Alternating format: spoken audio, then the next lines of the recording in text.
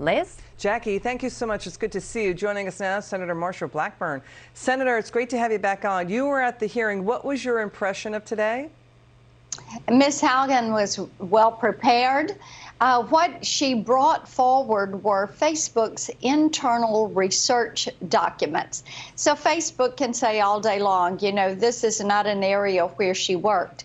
But what she did have was a very curious mind, and she looked at the open source. They have a closed loop system, but open and on their drive for everyone in the company, because it's a flat organization where all of these documents about research that they were doing. What really caught her attention was the way the research was being done on children as young as 8 years old, and the way children were being allowed on the site even though they were under 13. This is all a violation of the Children's Online Privacy Protection Act. Also, the FTC has requirements around individual privacy for all users, and there were violations there. And Liz, things that deal with data mining, with keeping information, allowing sex traffickers, drug traffickers, cartels, using the site in various ways. So there was a lot there that Facebook had researched that they chose not to share with us in hearings, even denying that they had some of this information. And of course, the SEC is looking at some of these documents. They have been in receipt of these documents and will have questions for Facebook regarding those. This scandal is now ratcheting up. It's different because the whistleblower, as you point out, revealed internal evidence also that Facebook knew all about this but ignored it, and it's also fanning things like ethnic violence and places like it's being used to do that in Myanmar and Ethiopia.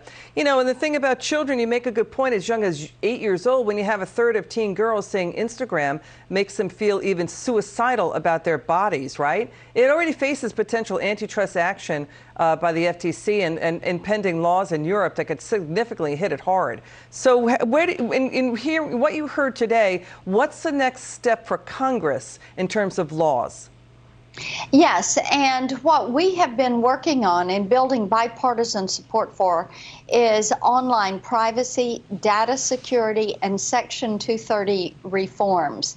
And these are areas where I have worked for years trying to build bipartisan work. And I really appreciate that getting these internal documents affirms what we have heard anecdotally from parents and teachers, from school principals, from pediatricians about the way children were being data mined and marketed to on Instagram, Facebook, the way they were using Messenger Kids to try to have kids schedule play dates using Messenger Kids. And this is a violation of COPPA. So to bring this forward, to get these documents that show, yes, Facebook knew this because they had done the research on this to figure out how to get more children to use their site. Yeah, it feels like a potential fraud case too.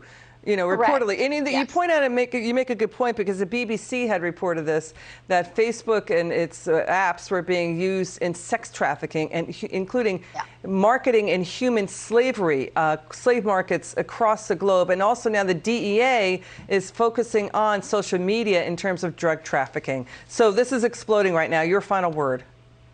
Yes, what we have to realize is that Facebook has 10% of their users in the U.S. and 90% across the globe. So to get this information that they know they're being used for drug trafficking, sex trafficking, human trafficking, linking cartels and people, yes, this brings a lot of issues forward.